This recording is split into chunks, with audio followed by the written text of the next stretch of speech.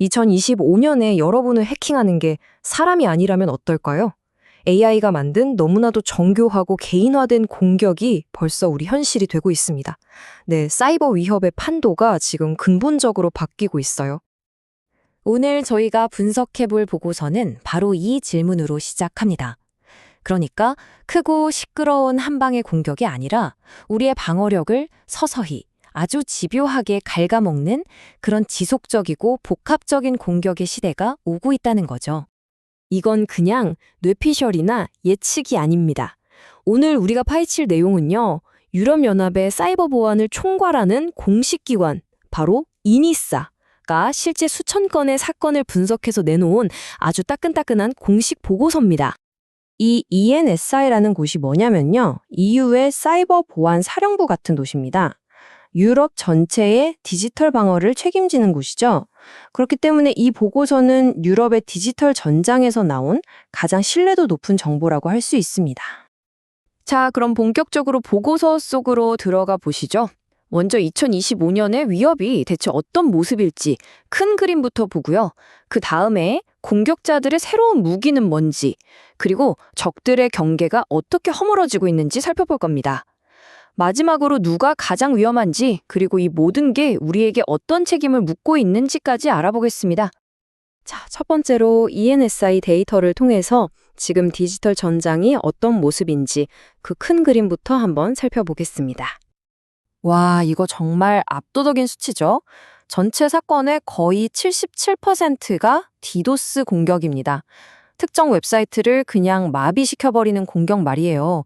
이게 왜 이렇게 많냐면 주로 정치적, 사회적 메시지를 던지려는 핵티비스트 그룹들이 가장 손쉽고 또 효과적으로 쓸 수 있는 시위 방법이기 때문입니다.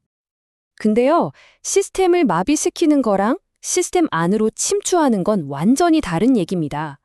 공격자들이 실제로 문을 열고 들어오는 가장 흔한 방법은 놀랍게도 몇 년째 변하지 않았어요. 네, 바로 이 간단한 피싱 이메일 한 통. 무려 60%의 공격이 여기서 시작됩니다. 자, 이 슬라이드가 정말 흥미로운 지점을 보여줍니다. 한번 보세요. 피싱은 마치 수많은 문을 그냥 막 두드려보는 것과 같아요. 시도는 많지만 성공률은 낮죠. 실제로 악성 코드로 이어지는 비율이 23%에 불과합니다. 반면에 소프트웨어의 취약점을 직접 공격하는 건 이건 마치 마스터키를 가진 것과 같아요. 시도는 적지만 일단 문이 열리면 68% 확률로 악성 코드가 설치됩니다. 훨씬 더 치명적이라는 뜻이죠. 그렇다면 공격자들은 이런 낡은 피싱이나 취약점 공격을 어떻게 더 정교하게 만들고 있을까요? 2025년 그들의 새로운 무기들을 한번 들여다보겠습니다. 최근에 아주 기승을 부리는 새로운 피싱 기법인데요. 클릭픽스 스캠이라고 합니다. 우리가 흔히 보는 로봇이 아닙니다 같은 가짜 캡처 화면으로 사용자를 속여서 악성 명령을 자기 손으로 직접 실행하게 만드는 거죠. 이 스캠의 무서운 점은요, 우리가 모르는 사이에 파워쉘이라는 아주 강력한 시스템 관리 명령어를 실행하게 만든다는 겁니다. 우리는 그냥 로봇이 아닙니다 체크박스를 클릭했다고 생각하지만 실제로는 해커한테 자, 내 컴퓨터를 마음대로 조종하세요 하고 허락하는 명령을 내린 셈이 되는 거죠. 이제 피싱 공격은 더 이상 소수가 하는 게 아닙니다. 아예 서비스형으로 판매되고 있어요. 서비스형 피싱, PAAS 플랫폼은 별다른 기술이 없는 공격자도 돈만 내면 정교한 피싱 키트를 사서 대규모 공격을 할 수 있게 만들었습니다. 말 그대로 피싱의 산업화 시대가 온 겁니다. 보고서는 심지어 구체적인 플랫폼 이름까지 지목합니다. 다큘라, 루시드, 플라워스톰 같은 곳들이죠. 바로 이런 다크웹의 피싱 공장들이 전 세계적인 공격을 양산하는 주범인 셈입니다. 그리고 마침내 AI가 등장합니다. 공격자들은 우리가 매일 쓰는 거대 언어 모델, LLM을 탈옥시키거나 자기들 입맛에 맞게 재훈련시켜서 악성 콘텐츠를 만드는 데 쓰고 있습니다. 이 악성 AI 도구들은 웜GPT, 이스케이프GPT, 프로드GPT 같은 무슨 공상과학 영화에나 나올 법한 이름으로 불립니다. 이 AI들은 사람을 완벽하게 속이는 이메일을 자동으로, 그것도 무한정 생성해내거나 심지어 간단한 악성 코드를 짜는 작업까지 알아서 척척 해내고 있습니다. 이번 보고서의 가장 핵심적인 발견 중 하나가 바로 이겁니다. 이제는 해커, 범죄 조직, 그리고 국가 배후 세력 간의 경계가 완전히 무너지고 있다는 사실입니다. 이 슬라이드가 그 흐름의 핵심을 보여주는데요. 순수한 신념으로 움직이는 핵티비즘이 있고요.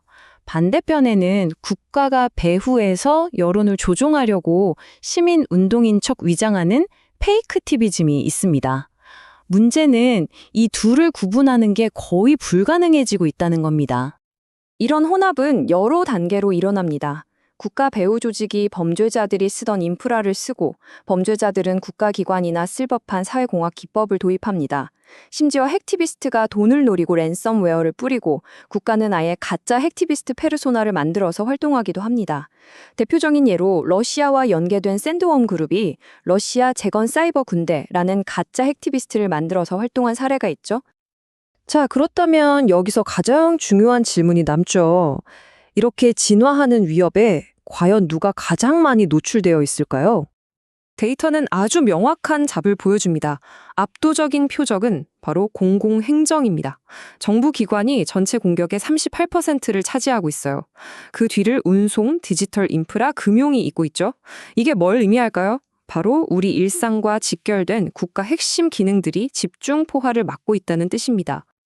그렇다면 이 모든 위협의 변화가 우리에게 던지는 전략적인 메시지는 과연 무엇일까요?